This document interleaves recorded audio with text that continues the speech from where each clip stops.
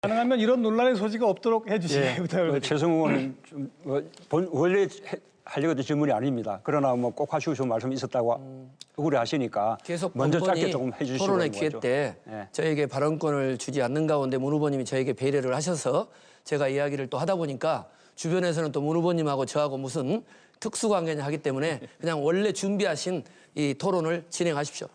예. 자, 그러면 우선 우리 이재명 우리 후보께 먼저 질문드립니다. 저는 뭐 핵심 공약이 일자리 대통령입니다. 지금 뭐 청년 실업은 거의 뭐 국가 비상사태 수준이기 때문에 일자리 문제 해결에 좀 특단의 대책이 마련돼야 된다. 그래서 우선 공공 부분부터 물론 민간도 중요하지만 공공 부분부터 앞장서서 81만 개 일자리 만들어내겠다. 그렇게 공약을 했습니다. 그런데 우리 이재명 후보님은 기본소득 보장 부분이 핵심인 것 같습니다. 우선은 일정한 연령대에 속하는 2,800만 국민들에게 1인당 연간 100만 원씩. 그럼 장애인과 농민이 포함해서? 예, 그것도 장애인, 농민 포함해서. 그래서 그러면 28조 원이 소요되고 또 전 국민 어린아이까지 다 포함해서 1인당 연간 30만 원씩 토지배당.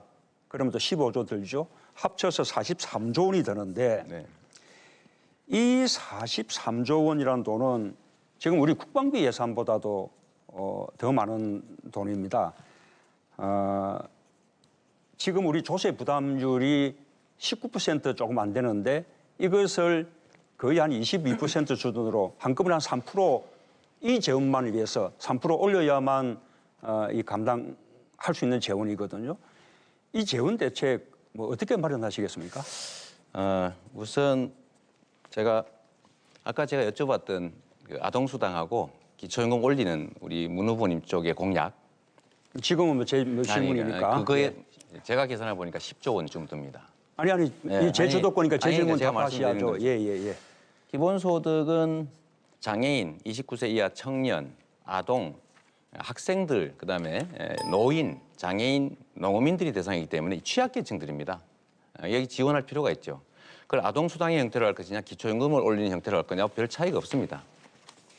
두 번째로 이제 재원 말씀을 하나 드리면 이 재원은 국가 예산이 올해 400조입니다. 이 400조 예산 중에 대통령 재량 예산이 142조 원, 아까 말씀드렸던 것처럼.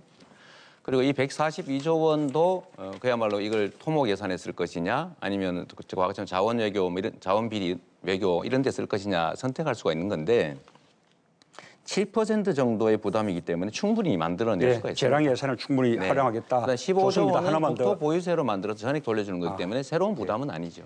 그런 이제 재원 대책 중에 하나로 역시 이제 법인세 인상 이렇게 이제 강조하시면서 지금 우리 법인세 최고 세율이 22%인데 그것을 한꺼번에 8% 올려서 30%로 높이겠다 이렇게 지금 공약하시거든요. 그런데 그렇게 한꺼번에 급격하게 1, 2%도 아니고 한꺼번에 8%나 법인세를 인상하게 되면 우리 기업들이 감당할 수 있겠습니까?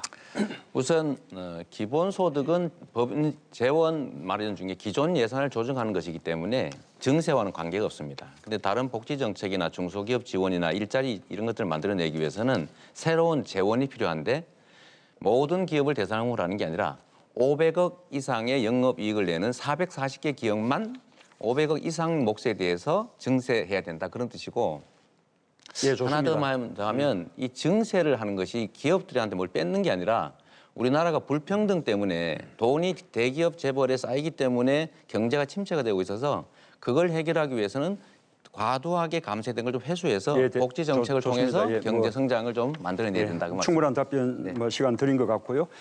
뭐 저도 이재명 후보님처럼 이 복지를 강화해야 한다는 데는 뭐 동의를 하고요. 그러나 그렇게 뭐 일률적으로 거의 뭐 모든 전 국민에게 1인당 얼마씩 이렇게 이제 하는 부분은 저는 조금 재원상 감당하기가 어렵고 그런 재원이 있다면 일자리 만드는 데 사용하는 것이 보다 더 우리 경제를 살리는 근본 대책이다라는 말씀을 우선 드리고 싶습니다. 제가 여기 우선 안희정 됐습니다. 저번에도 대표님께서 한번 주도권은 문재인 후보에게 있습니다. 자, 우리 안희정 후보님은 아까 대연정 질문을 먼저 했기 때문에 좀 답답식으로 한 좀 정리하고 넘어가고 싶은 것이 우리 안희정 후보는 정당 정치 강조하잖아요. 그런데 대연정 우리 더불어민주당의 당론이 아니지 않습니까? 대다수 우리 더불어민주당의 뭐 의원들이나 그다음에 또 우리 당원들 지지자들은 반대하고 있는데 그러면서 정당 정치 주장하는 것은 좀 모순 아니 독단적인 주장이라고 생각하지 않나요? 네, 그렇게 보실 수도 있는데 저는 그렇게 생각하지 않습니다. 우선은 이 대연정은 내각 구성에 있어서의 대통령의 인사권을 의회와 함께 논의하겠다고 하는 것이기 때문에 당선자 입장에서 정당에 제안할 수 있는 내용이라고 생각합니다. 또한 두 번째로 이 대연정은 정당이 중심이 되어서 의회 내 정책과 공약을 넣고 논의하는 것입니다.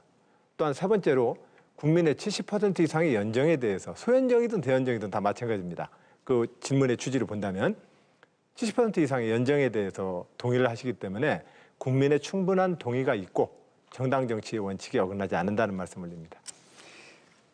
정당 정치 아까 부분을 강조하면서 정책 공약도 후보 캠프가 만들 것이 아니라 뭐 정당에 맡겨야 된다 이런 이제 말씀을 하셨는데 엊그제 나온 공약을 보면 국공립대학 등록금을 전부 제로로 무상으로 하겠다 이런 공약을 하셨거든요. 그런데 지금 대학 등록금 부분도 우리 당의 당론, 우리 당의 총선 공약은 반값 등록금 하겠다는 겁니다. 국공립, 사립 구분 없이. 그런데 방금 이제 그런 부분들 같으면 정당 정치하겠다, 정책을 당에 맡겨야 한다 이런 이제 또 그 앞의 주장하고는 모순되는 입장 아닙니까? 저는 그래서 정책연구원하고 지난번에 가서 제가 가지고 있는 소신과 제가 대통령이 된다면 정부 정책을 구체적으로 이렇게 운영하겠습니다라고 제 의견을 당에게 제안했습니다. 제가 후보가 된다면 국민들께 동의를 받는 과정이고 후보가 된다면 또 이 과정에서 대통령이 된다면 당과 정책협의에 들어가야 되지 않겠습니까? 예, 최소 우리 저는 뭐 이 4차 산업혁명 우리가 잘 대비하고 선도해 나가야 거기서 많은 일자리가 만들어질 수 있다고 생각합니다. 그래서 그것을 우리가 선도할 수 있는 국가의 역할이 대단히 중요하다. 국가가 인프라를 구축하는 역할을 해야 된다라는 이제 주장을 하고 있는데 또 이제 어떤 분들은 그에 대해서 이거는 또 박정희 패러다임이다. 그렇게 뭐 관치 경제식이다. 이렇게 또 비판하기도 합니다. 근데 저는 이것은 박정희 패러다임이 아니라 김대중 패러다임이다. 이렇게 말씀드리고 싶어요. 김대중 대통령께서 과거에 정말로 선구자적인 그런 해안을 가지고 초고속 인터넷망을 구축을 했기 때문에 그 당시 지금도 우리가 인터넷 강국이 되고 있고 그 시기에는 인터넷 우리가 세계 3위까지 수준이 올라갔지 않습니까? 지금은 25위까지 떨어졌지만요. 어떻게 생각하십니까? 네, 시간이 45초밖에 남지 않았네요. 4차 산업혁명은 정부를 떠나서 가장 우리가 역점둬야 될 신성장 동력 산업이라고 보고요. 남은 30초 통해서 말씀 올리면 지난번에 2차 토론 때 합의했던 최종 판결문이 있는 범죄 경력 증명서 꼭 제출하고 당 지도부도 제가 여러 번 누차 확인하는데 그것을 접수 서류로 받지 않고 있습니다. 추미애 대표님이랑 많은 확인을 했지만 그래서 우리 토론회가 청렴하고 공정하고 미래 비전을 위한 검증된 토론이 됐으면 좋겠고 또 이러한 작은 토론회에서도 충분한 지지도가 낮다고 해서 공정하지 못한 토론 이런 부분들은 우리 스스로가 바꿔나가야 된다고 봅니다. 많은 국민들이 지켜보고 있기 때문에 이런 불공정한 토론 속에서 어떻게 공정한 언론이 공정한 대한민국을 우리가 네. 노력할 수 있겠습니까? 네. 주도권 토론의 열기가 점점 고조돼 가는 것 같습니다. 이 스튜디오 전체의 온도도 좀 올라가는 것 같은데요. 안희정 후보 마지막 9분 주도권 토론. 자, 시작해 주시죠.